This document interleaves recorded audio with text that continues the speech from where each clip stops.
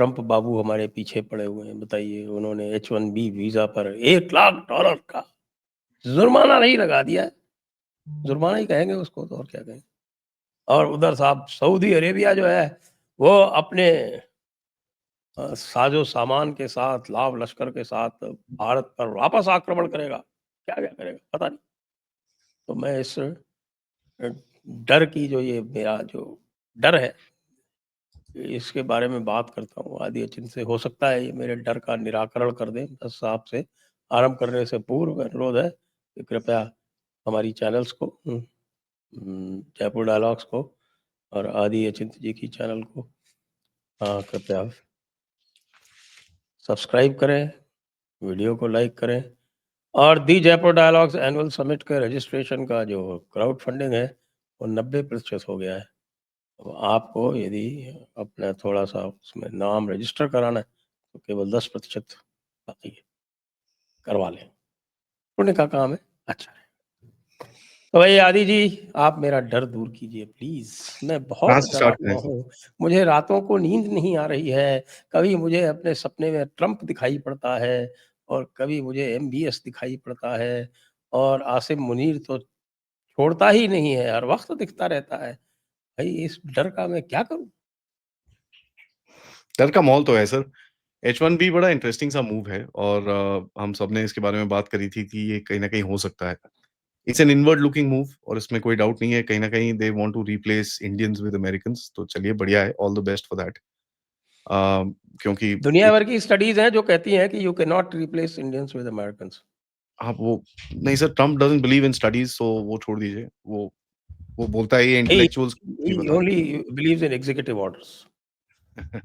कल को वो कहेगा, "ए सूरज, कल से तू पश्चिम से निकलेगा।" और फिर सूरज जो है हाँ, वो कहेगा, "हाँ, मैं जी डर साहब। गया, मैं पश्चिम से निकलूँगा।" जी साहब, हुकम।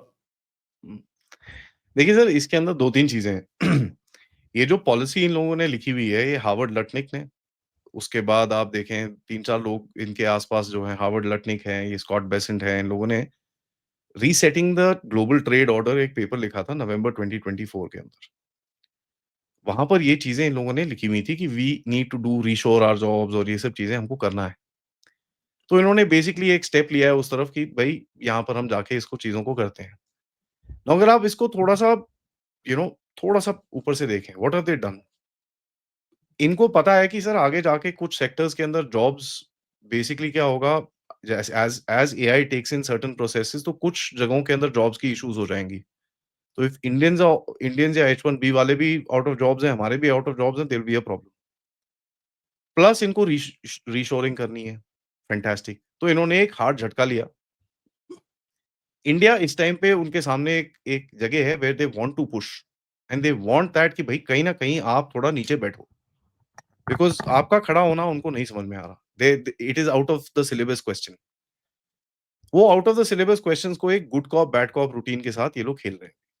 तो if you look at it, Modi ji और ट्रम्प के साथ बड़े अच्छी-अच्छी, प्यार-भरी बातें चल रही हैं, बट इनके जितने बंदे हैं, they are doing all sorts of things. Now H-1B का सर इम्पैक्ट क्या होगा? वहाँ पर इस टाइम पे करीब-करीब 8 लाख के करीब में H-1Bs बैठे हैं, 6-8 लाख के करीब में। उसमें से एक सर्वे किया गया था सर, बिज़नेस स्टैंडर्ड ने एक सर्वे किया था कि उसमें से अगर कुछ गड़बड़ होती है, एक सर्वे था सैंपल साइज़ का। उस सैंपल साइज़ के सर्वे में लोगों ने बोला कि भई 45% लोगों ने बोला यार अगर कुछ गड़बड़ होगी हम वापस चले जाएँगे, कोई टेंशन नहीं है। 55% लोगों ने बोला कि जी अब तो मेरा पूरा भार आ गया है, उसमें से कुछ लोगों ने बोला कि मैं तो कहीं और निकल जाऊँगा, कोई टेंशन नहीं है। एंड यू नो लाइकवाइज़ काफ़ी लोगों ने अपने आप को इस कैटेगरीज़ में डाला। तो होगा क्या सर? अगर आप कैलकुलेट करें टोटल H-1Bs में से करीब-करीब 2,25,000 से 2 लाख 60,000 के बीच में बंदे आपके पास वापस आएँगे। Because of whatever issues are there. Now इससे होगा क्या? एक तो आपके पास एक अपॉर्च्युनिटी आएगी, पैसा आएगा वापस, बट आपके ऊपर फाइनेंशियल इम्पैक्ट भी है क्योंकि जो लोग बाहर रहते हैं वो आपको रेमिटेंसेस भेजते हैं, तो आपकी रेमिटेंसेस पे थोड़ा इम्पैक्ट आएगा। आपके बच्चों का ग्लोबल एक्सपोज़र पे थोड़ा इम्पैक्ट आएगा।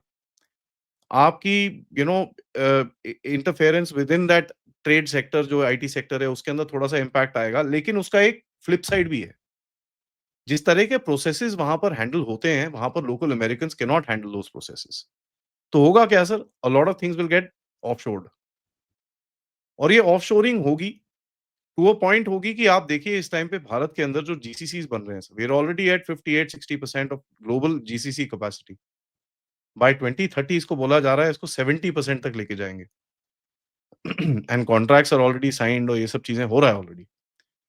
When you look at that, a lot of offshoring will happen in back in India again, क्योंकि वो जो कॉर्पोरेट्स वहाँ पर हिट होंगे, a lot of them have offices यहाँ पर। So they will look at किस तरह से इसको बैलेंस किया जाए।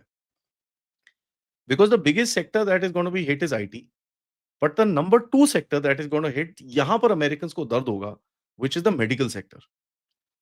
क्योंकि जो डॉक्टर्स वहाँ पर इनके सिस्टम के अंदर हैं sir, a lot of them are Indians and no hospital can afford to pay $1 lakh for per year. अब कई लोग बोलेंगे भाई बड़े हाई प्राइस लोग हैं, हाँ ठीक है। फॉर एग्जाम्पल किसी की $5 लाख साल की सैलरी है। अब वो बोलता है मेरे को यहाँ रहना है, तो हॉस्पिटल बोलेगा ठीक है भाई 1 लाख मैं तेरे से लेता हूँ या 50,000 मैं देता हूँ, 50,000 तू दे। सो कहीं न कहीं some stuff like that will also happen. कई जगहों पे नेशनल सिक्योरिटी के हिसाब से कुछ लोग एक्सेप्शंस ले लेंगे, वेवर्स ले लेंगे और ये सब चीज़ें होंगी। भैया ये वो नहीं यार, यहाँ से इस बंदे को हटाओगे तो हमारी नेशनल सिक्योरिटी में गड़बड़ हो जाएगी। ये नहीं, ये नहीं, ये नहीं, ये नहीं, इसको यहीं रखो। तो ये भी चीज़ें होंगी। तो नेट इम्पैक्ट क्या होगा सर, आपके पास काफ़ी लोग आएँगे and you will have this opportunity, और मैं इसको अपॉर्च्युनिटी की तरह से देखूँगा। प्रॉब्लम भी है टू जो क्रिएट। लोग आएँगे ना, वो अपने पीछे-पीछे कंपनियाँ लाएँगे, या उल्टा देखिए कह सर, दें कि कंपनियाँ उनके पीछे-पीछे आएँगी कि यार या ये हमारे 100 बंदे चले गए और इन 100 बंदों को ऐसा करते हैं, बैंगलोर में रख के कर लेते हैं। उसके बाद नेक्स्ट स्टेप ये होगा कि ट्रम्प कहेगा कि मैं आउटसोर्सिंग पे भी लगाता हूँ। तो लोग कहेंगे कि ऐसा है भाई, इंडिया में मत रहो, ऐसा करो, तुम सिंगापुर चले जाओ नहीं, और नहीं, नहीं। वहाँ पे सर आउटसोर्सिंग प्रोसेसेस के ऊपर आप टैरिफ नहीं लगा सकते। आप टैक्स लगा सकते हो। अगर आप टैक्स लगाओगे तो आपकी अपनी कॉर्पोरेट्स पे करेंगी।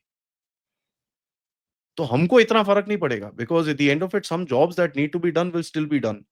बट अमेरिकन कॉर्पोरेट्स को ये पैसे एक्स्ट्रा देने पड़ेंगे। क्योंकि tariff is paid by the customer, tax is paid by the corporate, और इन गधों को वो समझ में नहीं आया अभी तक। तो दोनों ही अमेरिकन है ना, कस्टमर भी अमेरिकन है ठीक है? नाउ कंपनी दैट भी इज़ इंटरेस्टिंग। अमेरिकन है। यहाँ पर एक बड़ी इंटरेस्टिंग सी चीज़ और होगी सर। होगा क्या, आप अगर इस टाइम पे अगर मोदी जी डाल के कुछ रूल्स ले आएँ कि भई स्टार्टअप इकोसिस्टम को किस तरह से कुछ टैक्स रिबेट्स, कुछ चीज़ों को मॉडिफाई करके अगर आप कर लें, which is not very difficult to do. तो आप देखेंगे भारत के अंदर, क्योंकि देखिए उनके पास कुछ तो डॉलर्स होंगे सेविंग्स में, कई लोगों के पास। When they come back convert that money into rupees, that's a large amount of money. There you go. A lot of children जो बाहर जाते हैं वो बिज़नेस फैमिली से बाहर जाते हैं। बिज़नेस फैमिलीज़ वाले बच्चे वापस आएँगे, they will get back into their businesses. So there is a net positive, but एक नेट नेगेटिव भी है इसका। वो नेट नेगेटिव आपके एक्सपोज़र और क्या नाम है आपके रेमिटेंसेस पे आपको थोड़ा इम्पैक्ट करेगा ये। But I don't think it's that big an issue, because ये लोग जो बाहर जाते हैं, these guys are well educated, ठीक है? ये ग्रेजुएट्स होते हैं, they have done proper courses and this and that, तो दे आर वेल एजुकेटेड, इतना कुछ प्रॉब्लम होना नहीं चाहिए। यहाँ पर एक अपॉर्च्युनिटी और है सर कि जो आपकी मोबिलिटी एग्रीमेंट्स हैं दूसरी कंट्रीज़ के साथ, फॉर एग्जांपल यूके के साथ, रशिया के साथ, जापान के साथ, इज़राइल के साथ, स्किल सेट्स के हिसाब से आप इनको उधर पे डाल सकते हो। So relocation could should also be able to be, आप उसको कहीं न कहीं you can counter balance that game. But हाँ, देखिए सर अभी 2 ही तरह के सैंक्शंस बचे हैं अमेरिका के लिए हमारे पास, हमारे पे लगाने के लिए।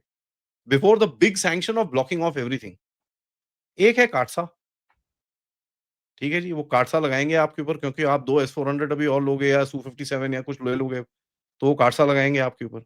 वैसे भी जहाँ पर ये फ्रांस के साथ राफेल डील साइन होगी, तो वहाँ पर बड़े सारे लोगों के पिछवाड़े जलेंगे।